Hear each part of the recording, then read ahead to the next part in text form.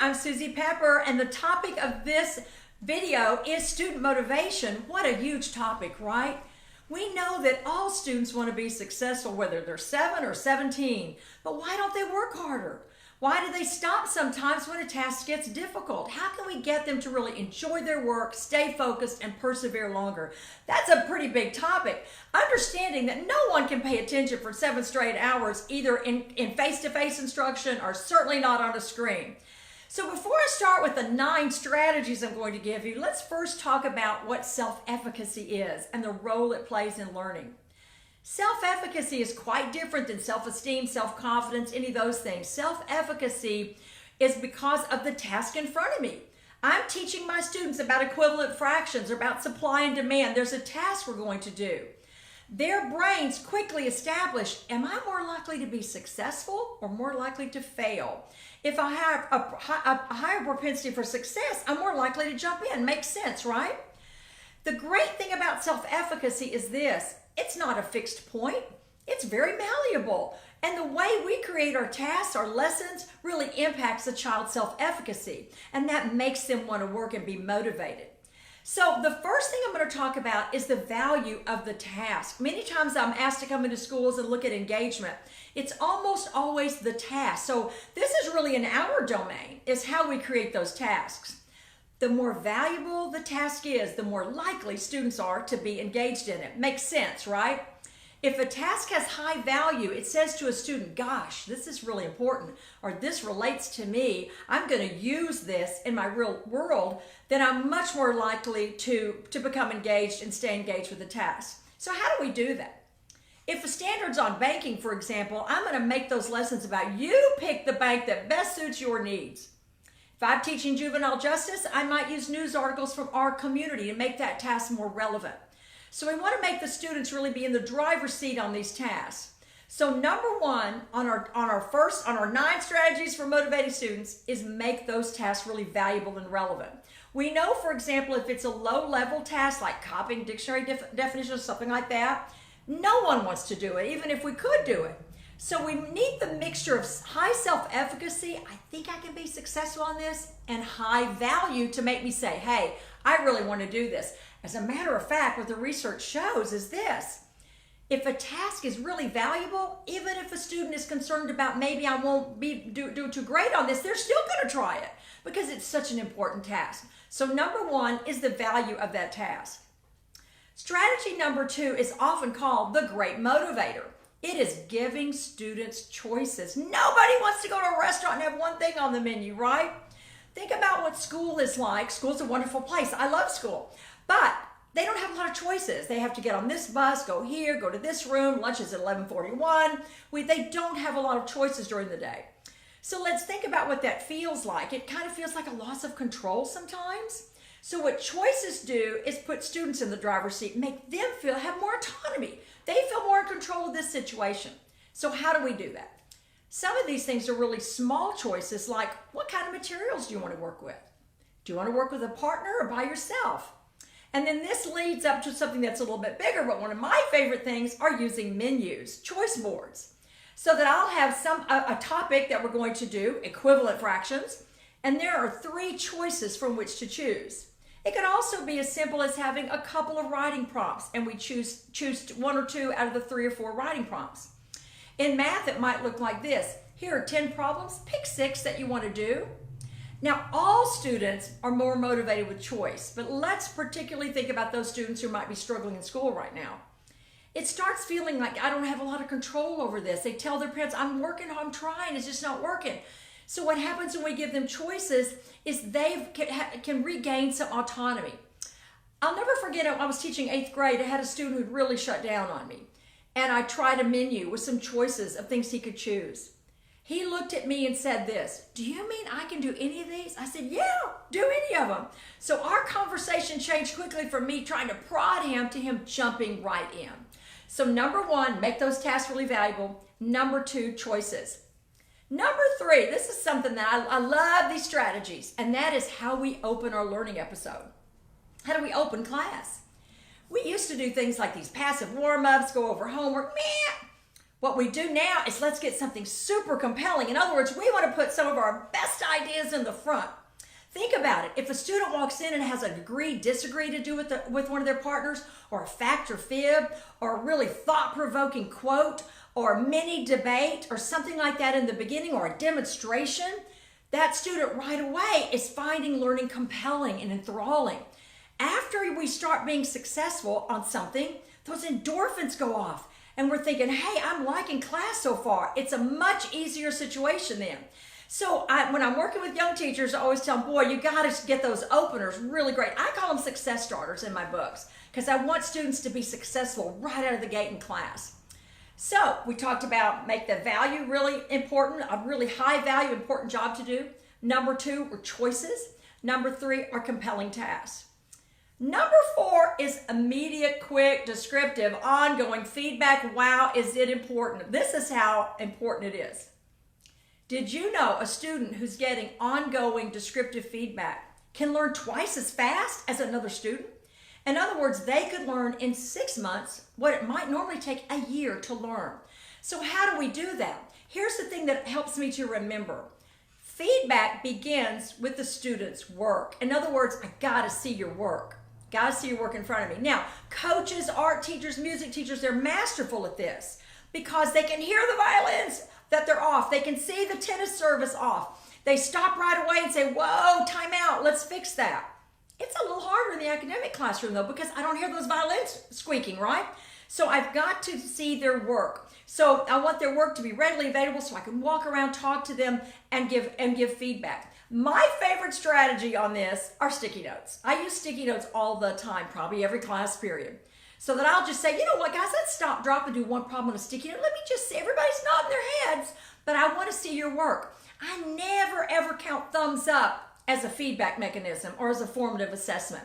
Because all that's telling me is they just want me to move on. Lady, move on, I got my thumb up, as opposed to me really seeing their work. So things like whiteboards, write on the desk, sticky notes, those kinds of things, those quick checks that we can do and give them feedback. Those are hugely powerful to motivate students. So, valuable task, give them choices, compelling openers, and feedback. So number 5 is kind of a general topic. Keep them active. Let them move. For example, it's why stations typically work very well because we'll do one thing for 10 minutes, we get up and move to another. They're diverse tasks. Now, what does diversity have to do with motivation?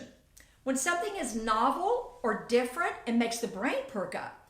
Our brain is wired for survival. The brain's job is to protect its owner all day long.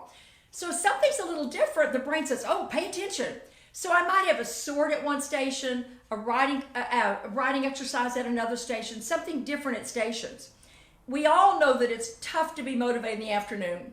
So that's a good time to take a quick walk around the field, let them get up and stretch, take mini breaks. And as a general rule, the shorter the tasks are, the more powerful they'll be. A shorter passage yields higher results.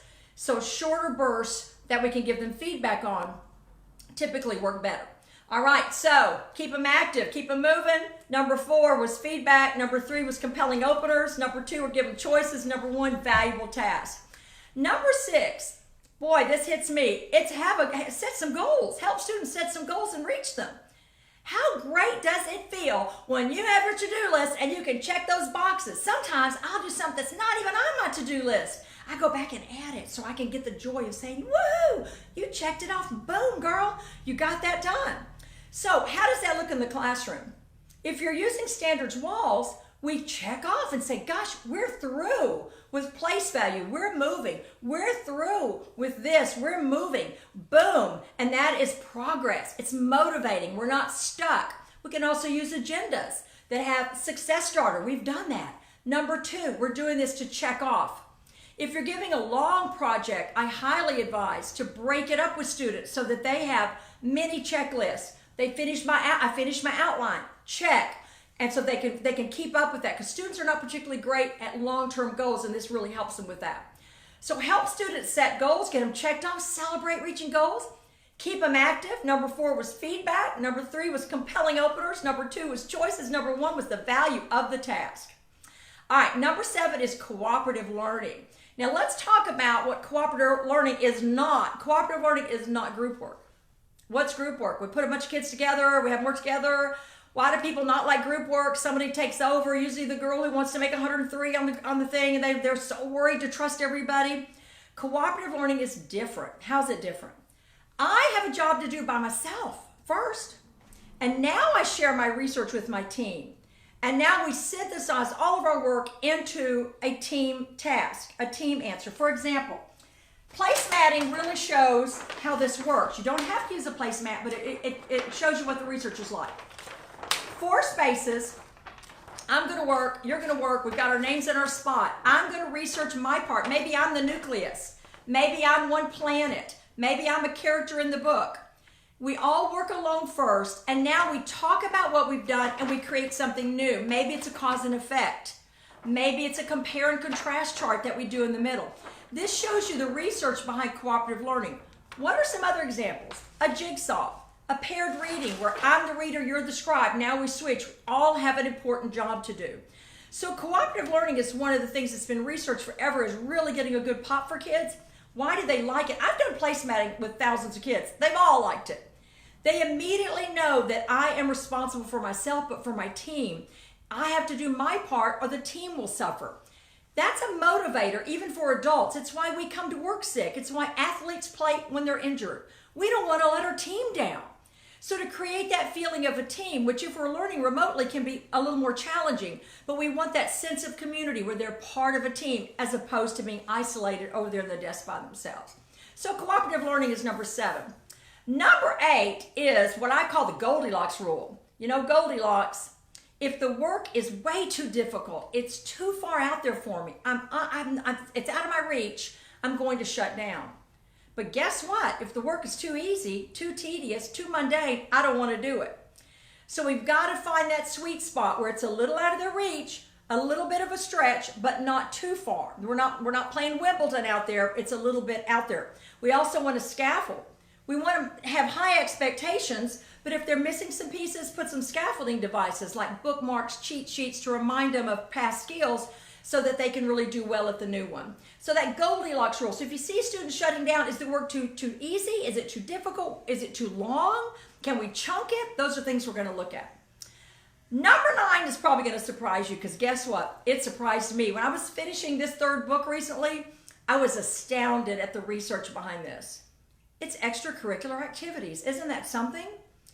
Help students, support them in doing extracurricular things, be it sports, the chess team, whatever they want, the yearbook team. Have them participate in things beyond academics. Why? They form relationships at school. They see their teachers and administrators in different light because they're working on something different. It's across all time, from gifted students to everybody. Extracurricular things really help them to get involved and feel like a part of the community. So let me recap the 9, then I'm going to talk to you about something we want to watch out for. Number 1 was the value of the task. Number 2 was choices. Number 3, those compelling openers to start with success. Number 4, ongoing, quick, descriptive feedback that it's about their work. Number 5 was keep them active, like stations, moving, take a walk, short bursts, get them up to stretch, especially in the afternoon. Number 6, help them set goals, reach those goals, celebrate those goals. Number 7, cooperative learning, working in a team where I'm responsible for my work is going to contribute. It's an important job that my team is going to need. Number 8 is the Goldilocks rule, making sure that work's not too far out, not too tedious, not too easy for them. Number 9 is extracurricular. All right, so here's number 10. Number 10 is something we got to watch out for. It's probably surprising you that it's not on this video. It's extrinsic motivators. The prize patrol. A constant stream of candy, stickers, prizes. Those are called extrinsic motivators. Those work sometimes, and sometimes it's good for kids. Doesn't hurt them to get a sticker. No one is saying that. But a steady diet of stickers, candy, prizes, they start working for what? Stickers, candies, prizes, and next thing you know, I got to buy them a new car or a beach condo or something to keep them working. We want students rather to be what? Intrinsically motivated, enthralled in the work, excited about work. There are some groups, however, that need those shorter positive things like our attention deficit learners that those work for. So just to watch out for the whole prize patrol approach, which has really been proven not to be very effective. So guys, I am so glad you joined me for this great topic of motivating our students. You can always go to SusiePepperRollins.com for more information. And thank you so much. Go out and motivate those students.